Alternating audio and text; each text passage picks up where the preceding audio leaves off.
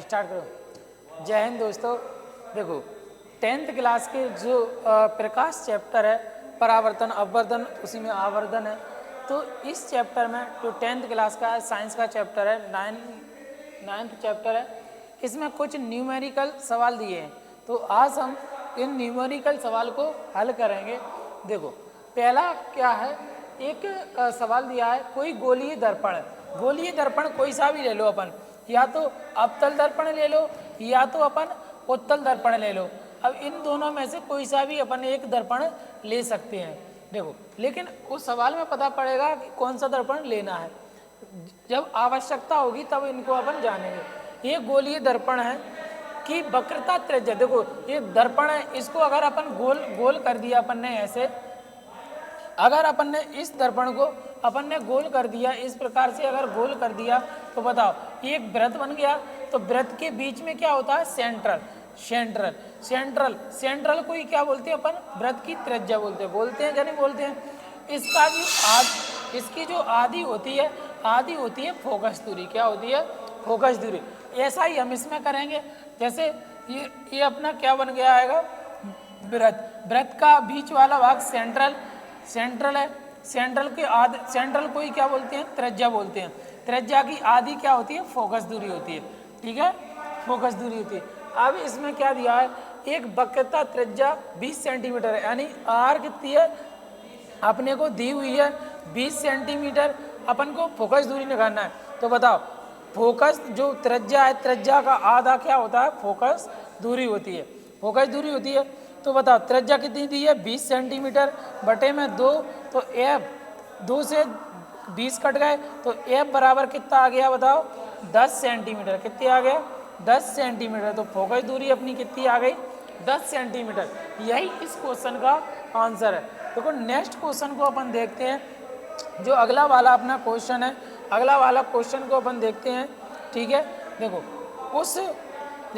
क्या दिया हुआ है, उस उत्तल दर्पण की फोकस दूरी ज्ञात कीजिए जिसकी वक्रता त्रिज्या 32 सेंटीमीटर। देखो उत्तल दर्पण लेना है। तो उत्तल दर्पण का मतलब क्या होता है, जिसका तल कैसा उठा हुआ। देखो इस साइड से देखना है हमेशा अपन को, इस साइड से। तो तल कैसा हुआ है, उठा हुआ। अगर अवतल की बात करते तो देखो इसको इस साइड अपन ने पोत दिया, तो इस साइड से अपन देख रहे हैं तो तल कैसा है इसका, धसा हुआ। तो कौन सा दर्पण है, अवतल। ये अपना कौन सा दर्पण है, अवतल। ये दर्पण कौन सा है, उत्तल। अपन को सवाल में कौन सा दर्पण दिया, उत्तल है। उत्तल दर्पण की फोकस दूरी ज्ञात कीजिए जिसकी वक्रता त्रिज्या 32 है। तो आर बराबर कितनी है, 32 सेंटीमीटर।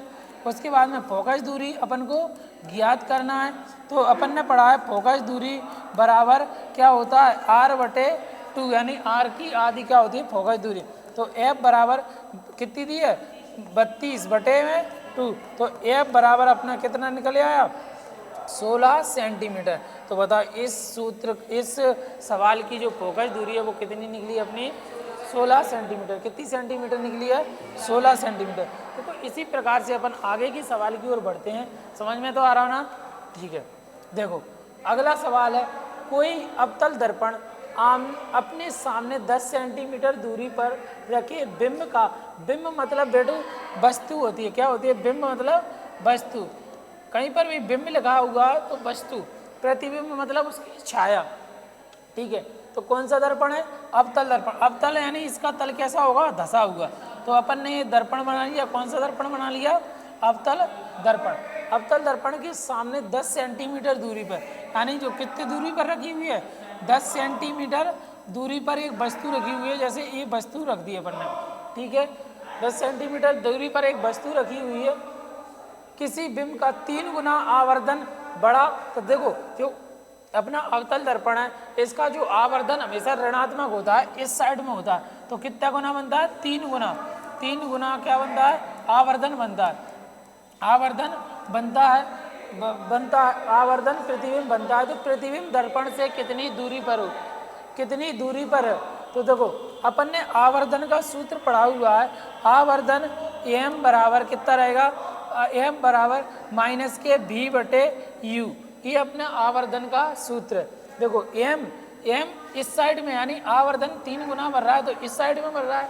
तो इस साइड में कैसा रहेगा, ऋणात्मक, माइनस के 3। जो दर्पण होता है, दर्पण के उस साइड वाली चीज़ें हमेशा धनात्मक होती हैं, कुछ भी आ जाए, इस साइड वाली चीज़ें हमेशा ऋणात्मक रहेंगी। तो बता प्रतिबिंब दर्पण से कितनी दूर, प्रतिबिंब की दूरी निकालना माइनस के भी बटे में। तो वस्तु कितने सेंटीमीटर दूरी पर रखी है, 10 सेंटीमीटर। अब वस्तु इस साइड में रखी हुई है तो माइनस की वस्तु कैसी रहेगी, माइनस की, माइनस से ये माइनस कट गया तो भी बराबर कितना आया, इसका इसमें गुणा कर देंगे तो भी बराबर माइनस के 30 सेंटीमीटर। कितना आ गया बेटू, भी बराबर माइनस के 30 सेंटीमीटर। भी बराबर कितना आ गया, माइनस के 30 सेंटीमीटर। तो इस सवाल को आप देख लेना, ये पेपर में